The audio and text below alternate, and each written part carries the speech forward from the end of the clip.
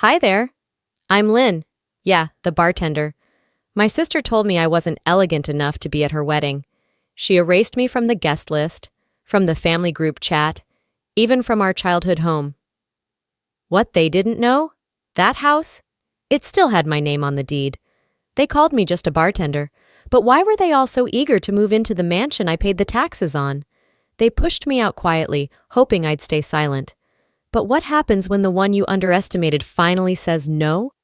The champagne flutes clinked with hollow cheer, but something in the air had already turned. I stood near the corner of the banquet hall, trying to look like I belonged there, like I hadn't just been introduced to Logan's family as my sister Lynn. She's a bartender. That word hung heavier than the crystal chandelier above our heads. Bartender. Like it wasn't a real job. Like I wasn't the one who had helped Gypsy cover rent during her first year of law school, or bought her groceries when she blew her stipend on manicures and concert tickets. I knew that tone when Gypsy said it. Light, dismissive, her smile too polished. She used it the way people say, "She's harmless." And Logan's mom, Wanda, let her gaze slide over me the same way you'd glance at a stain on your white carpet. Quick and impolite. I excused myself after 15 minutes. The fake smiles, the picture posing, the nervous jokes about seating charts. It was all background noise once the label, just a bartender, was out there. I didn't even get a hug when I left. Gypsy was too busy laughing with Wanda about the flower arrangements. I sat in my car for a good while, didn't even start the engine. Just stared at the dashboard and thought about how many times I'd picked Gypsy up when no one else did. I remembered the night she got dumped junior year and cried on my couch for hours. I held her hair back when she puked from too much wine at her graduation. I even drove her to her first job interview in heels she borrowed from me. But all of that vanished behind a single line. She's just a bartender. A few nights later, I was back at the bar I owned, cleaning glasses after closing. My bar was small, cozy, mostly regulars. No DJ, no gimmicks. Just whiskey, music, and familiarity. I'd built it from scratch. Took me 7 years to pay off the loan, but I did it. Without anyone's help. I was wiping down the counter when my phone lit up. A message from Gypsy. "Hey, sorry if things felt weird the other night. Wanda can be particular. I'm just trying to make a good impression." No apology, no ownership, just deflection, as always. It stung, but not in a surprising way. I was used to being the behind-the-scenes sister, the one who pays but doesn't pose, the one who gives but never gets credit. That night, I pulled out an old spiral notebook from the back office drawer. It had been collecting dust under receipts and menus. I started writing, not out of sadness, but clarity. I wrote down every time I'd covered for her, helped her, saved her, not to guilt her, not to use it against her, just to remember. Because something told me, if I didn't keep the facts straight, someone else was going to rewrite them for me. A week passed. The wedding planning was in full swing. I hadn't received any update about bridesmaid fittings or rehearsal dinners.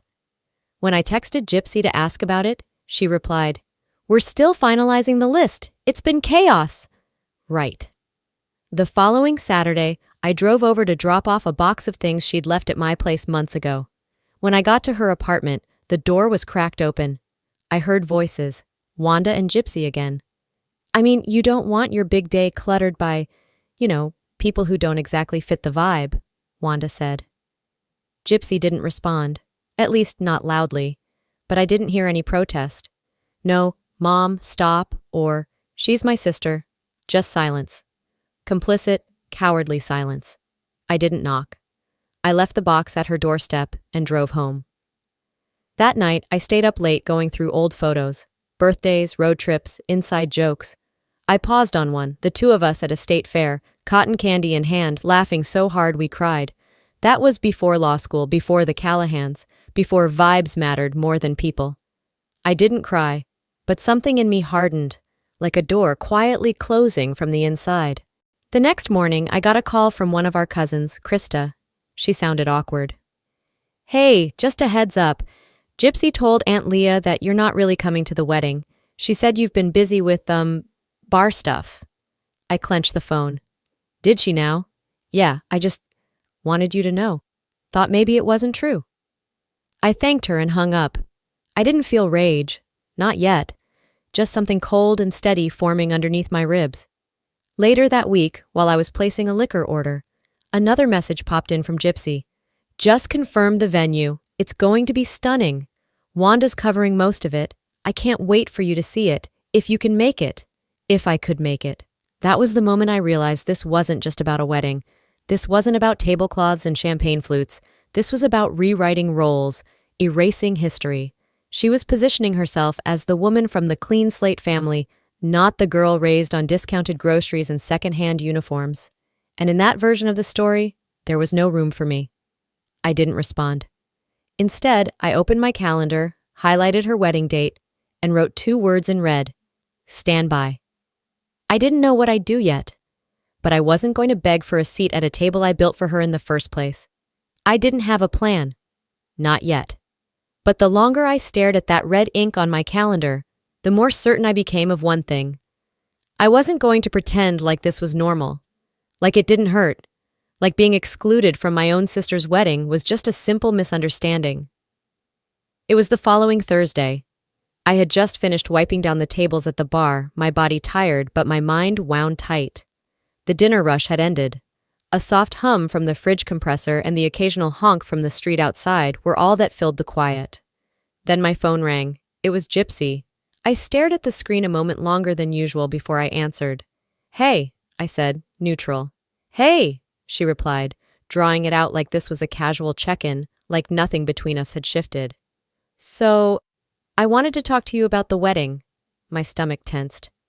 "We've decided to keep it small," she said, like she was reading off a script. "Just immediate family and close friends."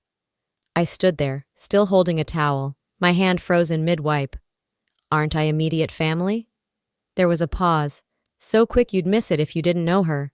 But I did. "Well, yes, of course," she said, but the tone was soft, guilty. "It's just, Wanda thinks it'll be more elegant if the guest list stays tight. You know, intimate." "Elegant?" I echoed. "Yeah, like, polished, less chaotic." "And I'm chaotic?" I asked, my voice sharper now. No, it's not about that. It's just, seating is tricky, and Logan's family, they're kind of particular." "Particular," I repeated, biting back the heat behind my eyes. "You mean particular about having someone like me in the photos?" Gypsy didn't deny it. "It's just one day, Lynn. One day that apparently defines our relationship." Her voice dropped into that fake sweet register I knew too well. "Don't make this about you." I laughed once, dry and sharp. "It was never about me, Gypsy. That's the damn point." She didn't say goodbye. Neither did I. I hung up, tossed the towel onto the bar, and stood there, staring at the empty room like it held the answers I was missing. Later that night, I called our mom. If anyone could see through this ridiculousness, it would be her. Or so I thought. She picked up on the second ring. "Mom," I began, skipping pleasantries, "did you know I'm not invited to the wedding?" There was a long pause on her end. Then came the sigh. "You know how your sister gets. She wants things a certain way. And this is her big day." "That's your response?" I asked, stunned. "You're seriously okay with your daughter being left out like she's some second cousin?"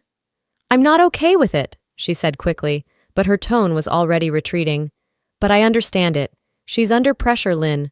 Logan's parents have expectations." "And what about me?" My voice cracked, not from weakness but sheer disbelief. "Do I not get anything? After everything I've done for her?" "Lynn, don't start keeping score," Mom warned, that tired edge creeping in. "That's not what family does." I almost threw the phone across the room. "That's exactly what family does, apparently," I snapped. "Keeps score, just not in my favor." She didn't have a comeback. She never really did when the truth made things messy. "She's always been delicate, Lynn," she added weakly, "and you've always been the strong one." That wasn't a compliment. That was a justification for letting me get hurt again and again. I hung up before I said something I couldn't take back. But inside, something was already breaking free. I started remembering how I gave up my college acceptance to help pay rent after Dad left. How I worked 2 jobs so Gypsy could take unpaid internships and still have gas in her car. How I sent her $300 when she got a parking boot in downtown Phoenix and begged me not to tell Mom. I remembered all the birthdays I planned, the surprise cake I baked the year she got dumped, the time I fought with her landlord when he tried to evict her after a missed rent. And now? Now I was not the vibe. The next day I opened Instagram to find a photo from one of her bridesmaids, a digital invitation mock-up with the caption, "It's official! Can't wait to celebrate this power couple." The guest list was visible in the screenshot. I zoomed in. There were people on there I hadn't spoken to since high school. Distant cousins, her college sorority sisters, a few coworkers I didn't even know she still talked to. But not me. I searched again. Nothing. I scrolled down to the comments. Wanda had replied to one. "Such a beautiful lineup. Can't wait to meet them all." That did it. This wasn't an oversight. This wasn't logistics. It was deliberate. I wasn't just uninvited. I was being rewritten out of the picture, erased like I'd never mattered at all. By the time Saturday rolled around, the air felt different. It wasn't just the dry Arizona heat settling into my skin. It was something sharper. A shift. Like all the years I'd spent swallowing disrespect were suddenly curdling inside me. I'd received 5 voicemails from Mom over the last 2 days.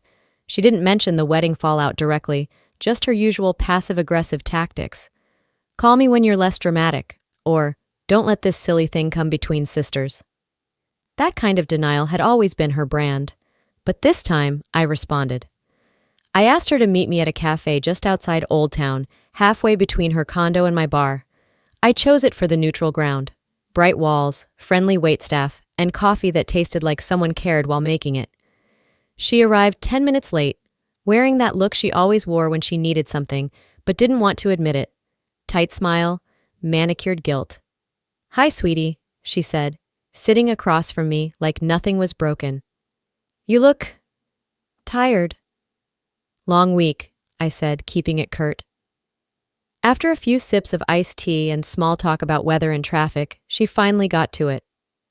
"So, Gypsy's really been stressed about the wedding." I said nothing. "She's just trying so hard to do everything right, you know? Planning a wedding is no joke these days." Still nothing. "That's why I wanted to run something by you," she continued, setting down her glass. "We were thinking, it might be a beautiful gesture, really generous, if we transferred the deed to Grandma's house. As a wedding gift." I blinked. "I'm sorry. What?" She leaned in like she was sharing something sacred. "You're not using all the rooms. It's a lot of space. And that property could really help Gypsy and Logan start strong. It's symbolic. A blessing from one generation to the next." My voice didn't rise, but my spine straightened. "That house was left to me," I said flatly. "Grandma's will is very clear." "I know, honey," she said, tone syrupy, "but you're not even married. No kids. And Gypsy? Gypsy isn't entitled to something just because she's getting a white dress and a hashtag," I snapped. Her smile cracked for a second. "Don't be ugly about this."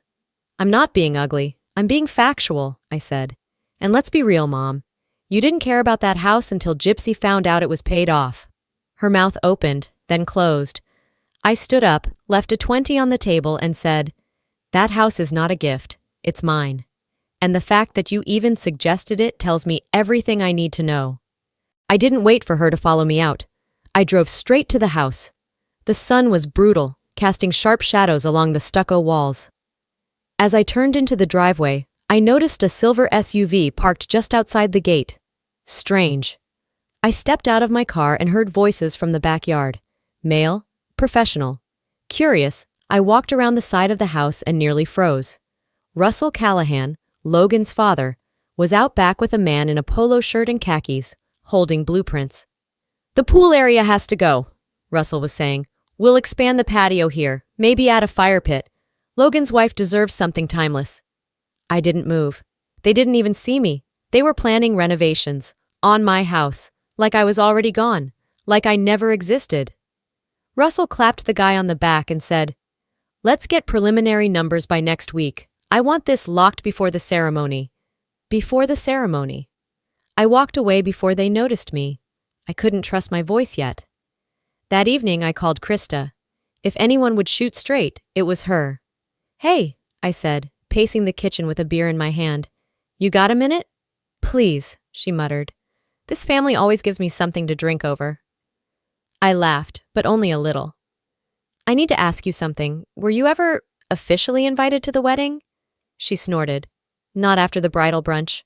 Wanda said they were recalibrating the guest list. Translation: trimming the parts that didn't sparkle on Instagram. I leaned against the fridge. You too? Oh yeah, I heard Wanda tell Gypsy. Anyone who reminds them of where they came from should be left out. The words hit like cold water. This wasn't just a snub.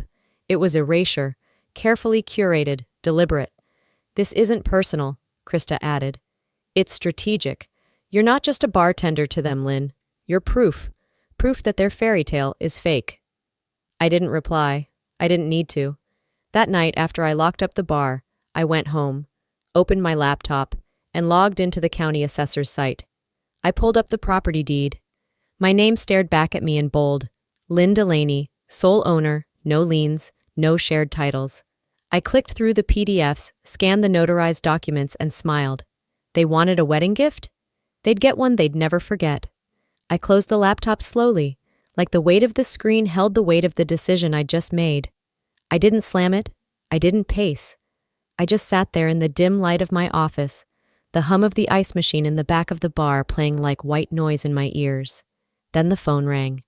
The name on the screen made me pause. Dad. Dennis rarely called. He was the type of man who let Mom handle the messy stuff, emotions, disputes, apologies. His presence was always quieter, a passive force that preferred looking the other way than facing anything head-on. I let it ring once more, then answered. Hey. Hey, sweetheart, he said, like nothing had happened. You got a minute? I leaned back in my chair. Sure. He cleared his throat like it hurt. I just wanted to touch base. Gypsy, she's feeling overwhelmed. You know how she gets. She's also uninvited me to her wedding and tried to move into my house behind my back. A pause. Well, I don't know all the details, but your sister's under pressure. Wanda's got these expectations, and Logan's family is... they're old school. Old school doesn't mean cruel, I replied, voice even. I'm not saying she's right, he said quickly. I was thinking, maybe there's a middle ground. What if you let her use the house? Just for a bit. As a gesture. That was the moment the calm turned ice cold in my chest. No, I said simply. Silence. I'm not asking you to give it away, he added, gentle, measured. Just show her there's still room for forgiveness. No, I repeated. There's no room for lies, manipulation, or entitlement. Not anymore. He sighed, and it wasn't even frustrated. It was resigned. Like he'd known I'd say that, but he had to try for the sake of family performance. Okay, he said after a while. I just wanted to ask. I nodded, though he couldn't see it. Thanks for calling. We hung up, and I stared at the ceiling of my office for a long moment before grabbing my keys. That night, I walked through every room of the house. Grandma's house. My house. The one she left me not because I asked, but because I stayed when no one else did. And then came the memory. One I hadn't let myself sit with for a long time. It was right after Grandma passed. I'd just returned from the funeral home, still in a black dress, shoes dusty from the church parking lot. Dad had followed me into the kitchen while I made coffee. You know, he'd started carefully, a lot of families put homes like this in multiple names. That way it stays protected. Protected from who? I asked. He looked away. You just never know. I told him no. Not because I thought he'd steal it, but because I'd watched them all circle around Grandma in her final months like vultures disguised in good intentions. After that, dinners felt stiffer. Calls came less. I'd already started learning what it meant to be the one who said no. And here I was, doing it again. The next morning, as I restocked behind the bar before opening, Logan came in alone. He leaned on the counter like he had a casual question, but his eyes were scanning me like he was studying a test he hadn't prepared for. Morning, he said. Morning, I replied, not offering more. So, you still living at the Tonto house? I tilted my head. Yep, why? He shrugged, trying to act like he didn't already have a reason. I heard Gypsy say something about moving in early. Thought maybe you were Transitioning out. I smiled, but not warmly. She must have gotten ahead of herself. Or maybe ahead of reality. He blinked. So, she's not… No, I said. She's not. He shifted on his feet. Right, cool. Just wanted to clear that up. When he left, I stood still for a moment. Then I walked into my tiny office, opened my inbox, and started typing. Subject, property clarification body. This is formal notice that the property at 1208 Tonto Pass is not under consideration for transfer or occupancy. Please inform all involved parties accordingly. Any future communication on this matter should be directed through official legal channels. I reread it twice. Short, professional, no drama. Then I hit send. They wanted to act like I was invisible? Fine. But I'd learned something in the quiet. Silence is not the same as surrender. I wasn't raising my voice, but I was raising my wall. The following afternoon, I was wiping down the bar before we opened when the front door creaked open. We weren't supposed to unlock for another hour, but there he was. Logan. No gypsy, no entourage. Just him, standing in his polo shirt like someone trying hard not to look shaken. Hey, he said, voice a little too casual. I didn't look up. We're closed for another hour. I know, he replied, stepping in anyway. I needed to ask you something. It's been bugging me. That got my attention. I set the towel down and leaned my elbows on the bar. Shoot, he hesitated, eyes darting to the floor before meeting mine. Were you the one paying for Gypsy's law school? I didn't flinch. Yes. All of it? Every semester, every book, every credit hour? He ran a hand over his mouth. She told me her parents paid. I raised an eyebrow. Did she also tell you they took out a second mortgage for her dorm furniture? His jaw clenched, a muscle twitching along his cheek. No, she didn't mention any of that. She wouldn't. Silence stretched between us like a rubber band pulled too tight. He finally let out a breath. Why would she lie about that? Because saying her sister paid makes the story messier, I said. Makes the fairy tale crack. He nodded slowly, then walked out without another word. That same night, several miles away at Gypsy and Logan's place, Wanda was sitting at the kitchen table, flipping through a stack of wedding vendor contracts when something caught her eye. A stray envelope had gotten tucked between catering invoices. She opened it absent-mindedly, expecting a bill. But it wasn't a bill. It was a payment schedule. Tuition, Arizona state law, account, Gypsy Delaney. Payer, Lynn Delaney. Her brows furrowed. She flipped the page. 3 years' worth of transactions, regular, consistent, always from Lynn. Her fingers froze mid-turn. She reread it, slower this time, then sat back in her chair. The timeline didn't lie, and neither did bank records. By morning, it had already traveled like wildfire through the hidden channels families used to talk without ever admitting they were talking. I knew something had shifted when Marla, Gypsy's maid of honor, unfollowed me on Instagram. But the real signal came when Logan came back. Not to the bar this time, but to my apartment just after sunset. I opened the door, already guessing why he was there. She said you insisted, he started without greeting. That she didn't ask for help, that you wanted to feel needed. I crossed my arms. That's a story people tell when they don't want to admit how much they took. He looked tired. She let me believe you were bitter, dramatic, petty, said you were obsessed with looking like the hero. And yet, I said softly, she let me foot the bill. Quietly. For 3 years. He nodded, shame creeping into his voice. She never even told me your last name was on those loan forms. I didn't say, you should have asked. I didn't need to. The air between us said it for me. After he left, I returned to my desk. My hands moved before my brain even caught up. Subject: cease misuse of identity and property body. To Gypsy Delaney, Darlene Delaney. This message serves as a formal warning. Any continued reference to my name, address, business, or property for the purpose of social appearances, representation, or assumption will be considered intentional misrepresentation and may result in legal consequences. This includes, but is not limited to, claiming residency at 1208 Tonto Pass, referencing financial support not authorized for public disclosure, suggesting business affiliations with Ember Bar. I trust this will be the last time I need to address this matter informally. Sincerely, Lynn Callahan, owner and operator, Ember Bar. I reread it, adjusted nothing, then hit send. Let the fallout happen wherever it wanted. I'd spent too many years trying to soften the edges, hoping my silence would earn me peace. But silence had bought me a front-row seat to my own erasure. Not anymore. If they wanted a war of whispers, I was ready to speak clearly. No rage, no tears, just the truth. And the truth, once out, has a way of cutting deeper than any scream. The masks were off now, and I wasn't the one left exposed. I didn't sleep that night. I didn't even try. Instead, I sat at my kitchen table, fingers wrapped around a chipped mug of lukewarm coffee, scrolling through old emails, invoices, statements, anything that showed just how many lines they'd crossed. By morning, the soft hum of my laptop was the only sound in the apartment, the sunrise cutting a harsh orange line through the blinds. At 9 a.m. sharp, I walked into my lawyer's office. Deborah knew me well enough not to waste time on small talk. She took one look at my face and asked, "Ready to make it official?" I nodded. "No more informal warnings.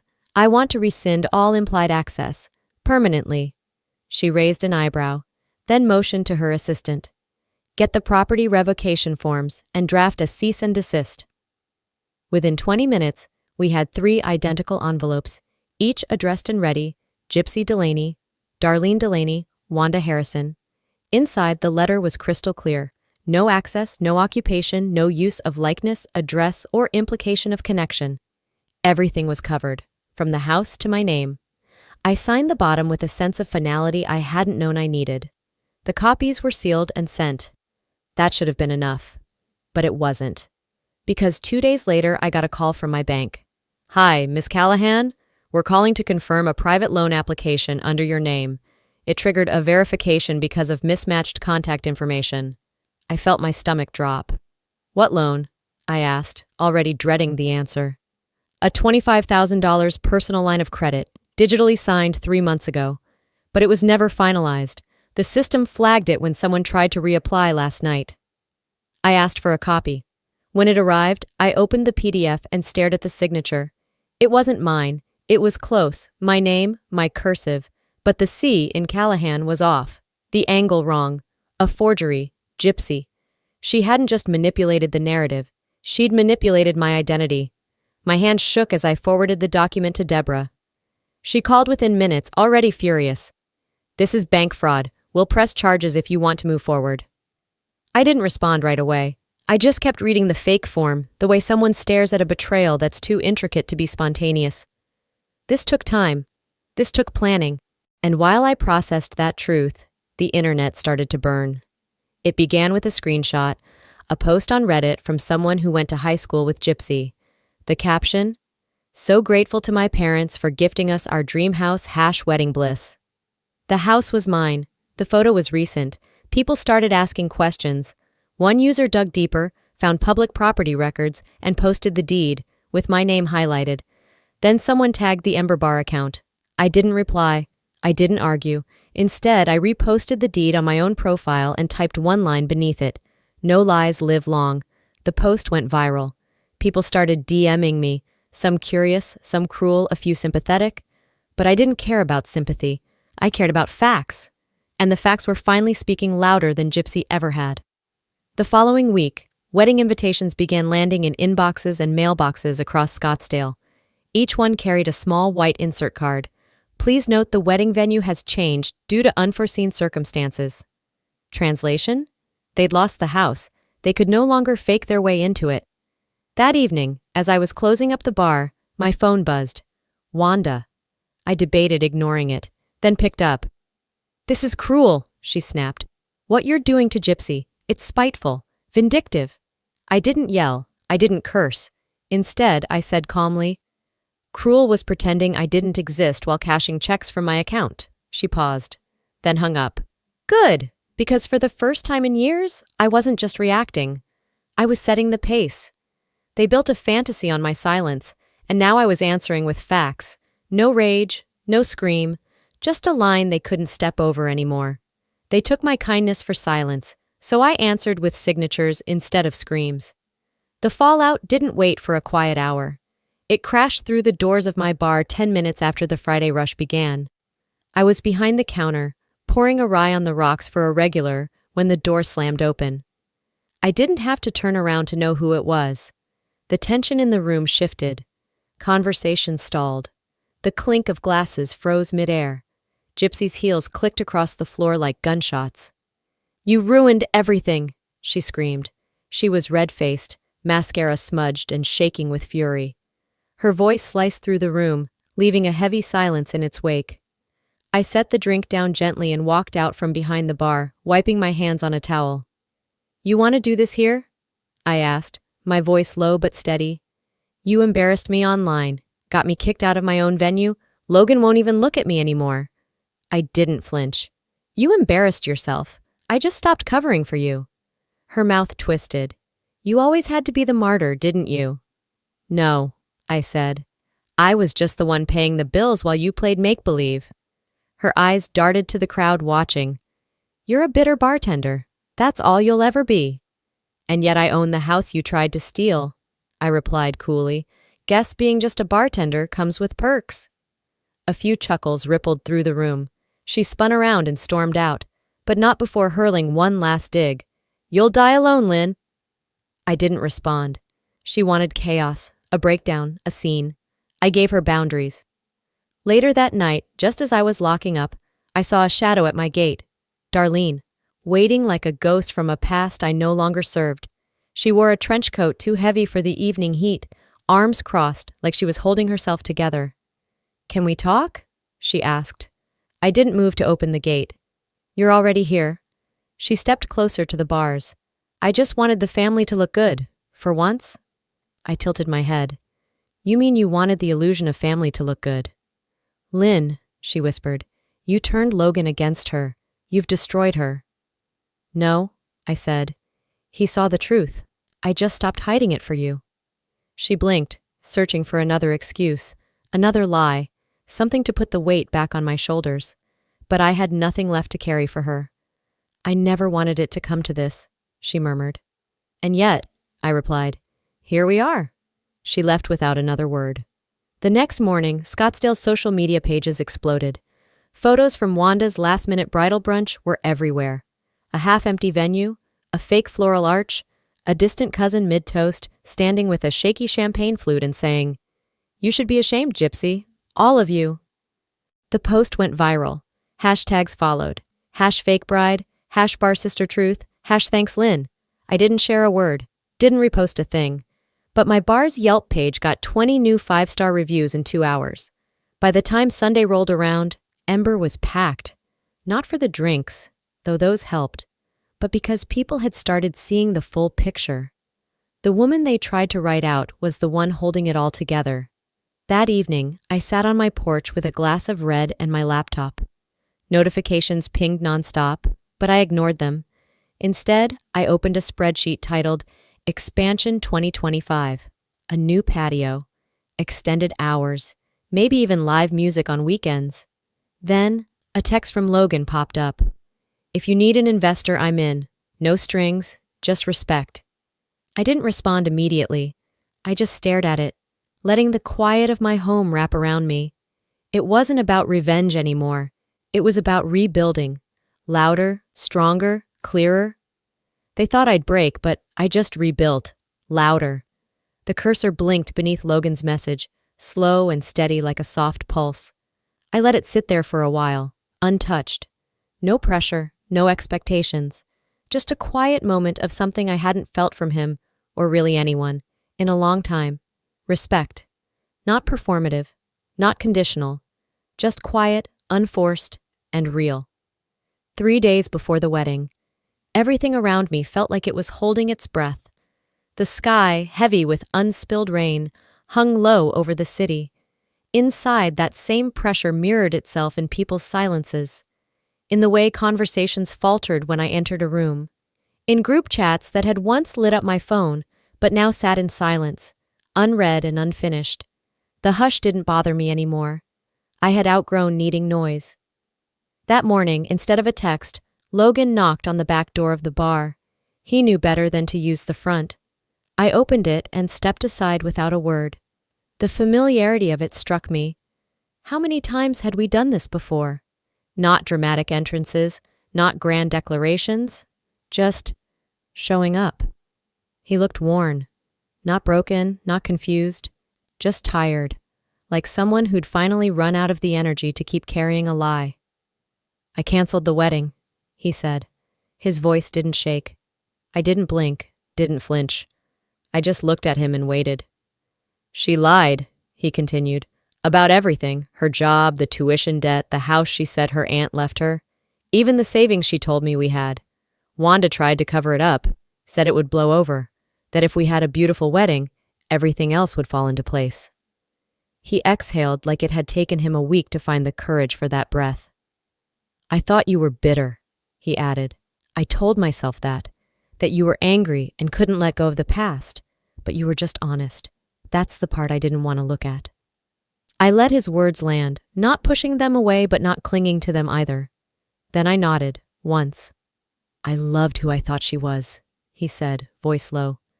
"But you never pretended to be anyone but yourself.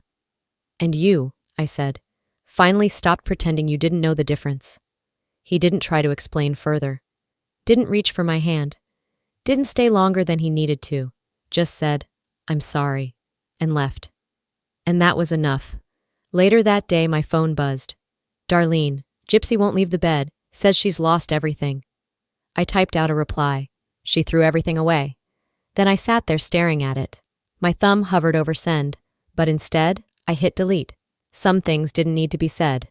Not anymore. I set the phone down face first on the counter, walked across the kitchen to the old wooden shelf beneath the window. There, framed in a cheap metal border, was a photo, me and Gypsy, kids in matching overalls, mud-streaked and wild from the creek behind Grandma's house. That day, we were untouchable.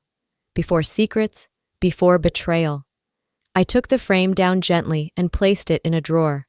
No ceremony, no sentiment, just a quiet decision.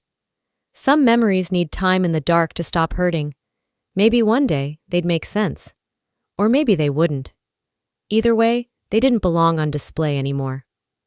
By early evening, Logan and I crossed paths again. Not in a bar, not in a bedroom, in my lawyer's office. This wasn't closure. It wasn't reconciliation. It was business. He sat across from me as we reviewed the paperwork. Expansion plans for the bar, new patio seating, acoustic Sundays, a kitchen remodel we'd been planning back when everything still felt like potential.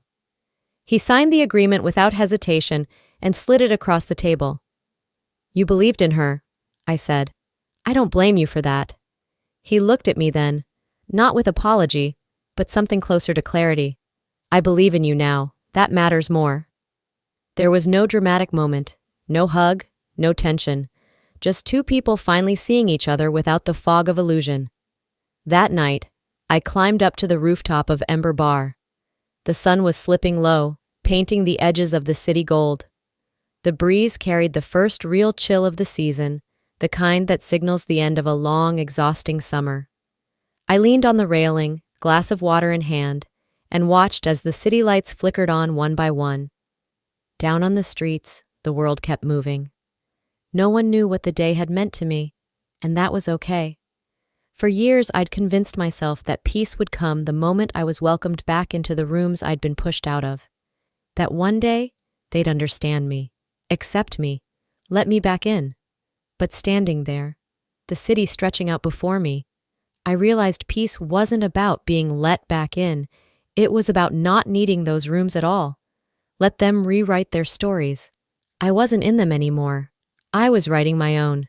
And no, I hadn't burned it all down. I'd just walked away and let the fire speak for itself. 2 weeks had passed since the wedding that wasn't.